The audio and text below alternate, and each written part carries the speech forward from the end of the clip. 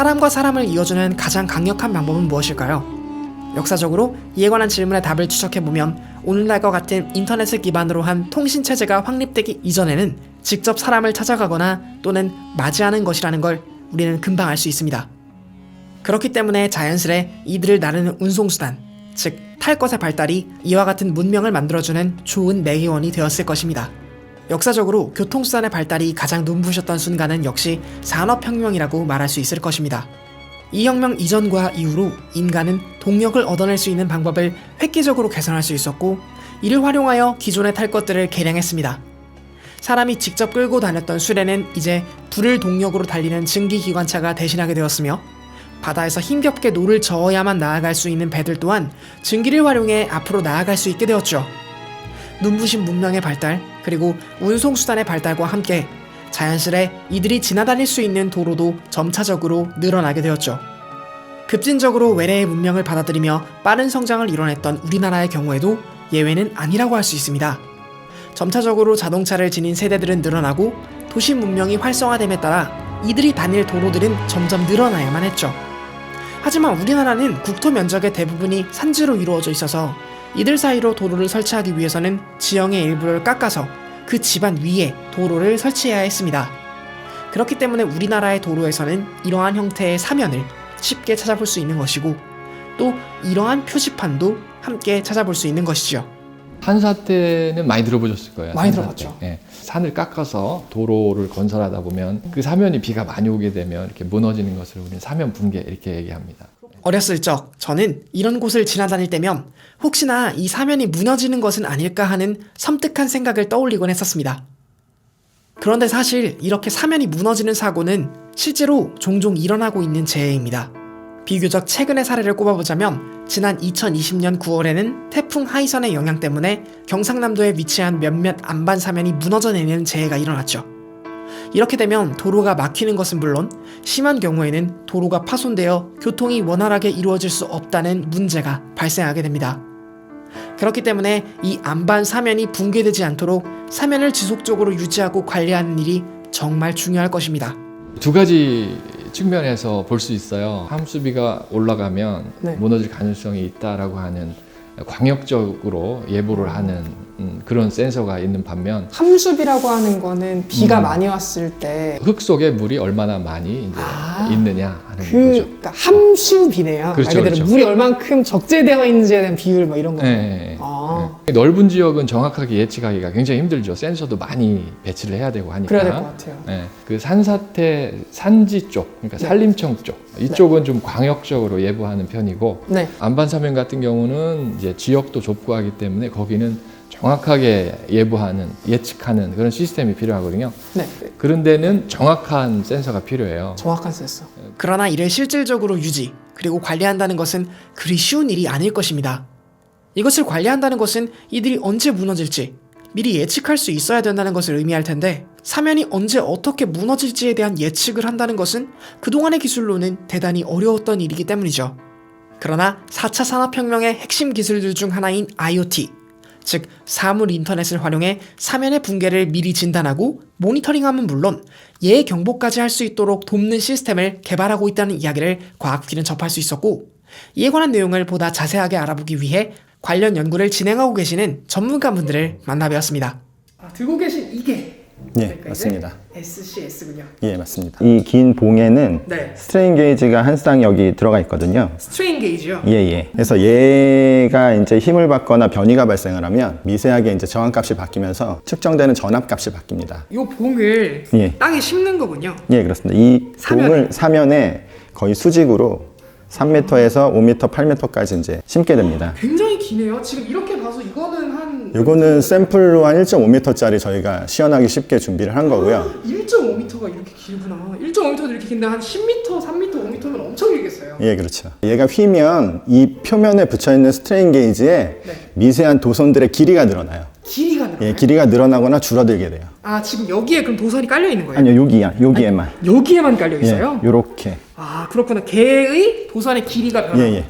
길이가 변하면 이제 저항값이 변하게 아, 되겠죠. 저항값이 변하죠. 예, 그러면 결국은 돌아오는 전압값이 변하게 되죠. 아, 그렇구나. 예, 그러니까 저희가 센서가 지금 여기는 1.5m니까 지금 한 포인트만 있는데 네. 이게 더 길어지면 2포인트, 3포인트 이렇게 더 늘어나거든요. 네네. 그러니까 활동면은 그 사이에 어디가 되든 센서들이 있기 때문에 감지할 수가 있는 거죠. 아, 그렇군요. 예.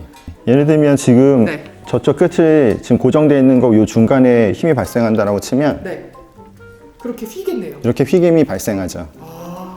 그러면 이렇게 경보를 울리게 되거든요. 아, 그렇구나. 예, 지금은 저희가 실내에서 하기 때문에 소리를 작게 해놨는데 네.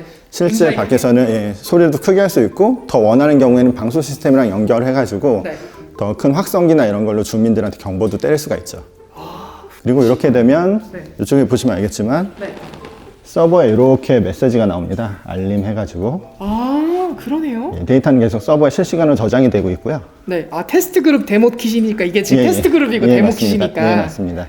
아. 그리고 핸드폰에도 보면 네. 이렇게 문자가 날라오게 돼 있어요. 그렇군요. 예. 그러니까 관리자가 꼭 사무실에 있는 것뿐만 아니라 네. 어디 밖에 있더라도 핸드폰으로 항상 상황을 알려줄 수 있기 때문에 네. 사무실만 있어야지 옛날에는 그런 상황이나 이런 걸 볼 수가 있었는데 지금 그렇지 않다는 거죠. 이 IoT라고 하는 개념 자체가 예. 인터넷망을 이용하는 걸 텐데 예, 여기에서 송신해주는 예, 안테나는 이거인가요? 예, 그렇죠. 엔드 디바이스라 그래가지고 센서 값을 계측한 것을 한 1km나 2km 안에 있는 게이트웨이로 얘가 송신을 하게 되거든요. 네. 그럼 게이트웨이는 인터넷에 연결이 되어 있거나 LTE를 통해 가지고 그 정보를 서버까지 전달을 하는 거죠. 아, 그렇군요. 예. IoT, 즉 사물 인터넷의 핵심 기술을 활용해 직접 사면으로 들어가서 그곳의 변화를 빨리 확인하고 이에 대비하여 신속한 대처를 한다는 아이디어로부터 출발한 SCS 시스템. 이 시스템은 기존의 사면 붕괴 예보 시스템과 어떠한 차이점이 있을까요? 흙이 미끄러져 내리는 면을 활동면이라고 하는데 활동면에 움직이는 그렇죠. 애들이 그렇죠. 미끄러져 내리는 면. 네. 이제 기본적으로 네. 변위를 계측합니다. 변위. 흙이 움직인다라고 하는 것은 움직임 자체가 이제 길이에 대한 얘기잖아요. 네. 변위. 네. 그래서 그게 가장 중요해요. 아까 서두에 이제 광역적인 예보를 함수비를 한다라고 했을 때는 흙에 물이 얼마나 가득 차 있느냐를 네. 보는 거거든요. 물이거든요. 네. 물이 얼마나 가득 차 있더라도 사실 산사태 거동이 없다고 하면 안 움직이면. 안 움직이면 그거는 예보를 내보내기는 굉장히 어려운 문제잖아요. 네, 그리고 그쵸. 또그 예보를 듣고 대피를 했는데 네. 안 무너지고. 안 무너졌다. 그러면 굉장히 곤란한 문제고. 곤란하죠. 근데 이 변위는 움직임이 시작되면 계속 움직임이 이제 점점점 가속되기 때문에 무너질 가능성이 굉장히 높은 거거든요. 변위가 처음에 시작하는 그 초기 상태를 우리는 전조정보 구간 이렇게 얘기를 하고 처음에 발생했던 변이보다 점점 커지면 네. 이제 가속 구간 이렇게 얘기를 해요. 전조정보 구간, 가속 구간, 급가속 구간, 붕괴 이렇게 되는데 전조정보 구간일 때는 주의 알람을 준다든지 예, 가속 구간에서는 이제 경보를 주고 급가속 구간이면은 이제 굉장히 위험한 상태니까 네. 우리는 전조정보 구간이나 가속 구간에 알람을 설정해서 그거를 이제 관리자들이 이제 받아서 네. 이제 조치를 할 수 있게끔 하는 그런 거죠. 말 그대로 예경보가 가능한. 그렇습니다. 예. 그렇군요. 이 외에도 기존의 시스템이 가지는 한계점들을 어떠한 아이디어로 극복할 수 있었는지 이러한 부분에 대해서도 여쭤보았습니다. 다른 센서 시스템은 주로 사람이 모니터링 해야 된다거나 뭐 아. 그런 부분도 있거든요. 네네네. 근데 저희는 기본적으로 IoT. 관리자의 핸드폰으로 직접 가게끔 돼 있고요. 네네. 그 필요로 하는 주민들이나 네. 아니면 그런 분들한테도 전부 핸드폰으로 정보가 가게끔 돼 있습니다. 음. 그러니까 설치하고 난 다음에 네. 유지관리 측면에서 비용이 좀 적게 소요되는 측면도 있고 또 이게 소형이다 보니까 설치도 장비도 이제 적게 들어가고 전반적으로 경제적이네요. 전 시스템보다. 그렇습니다. 예.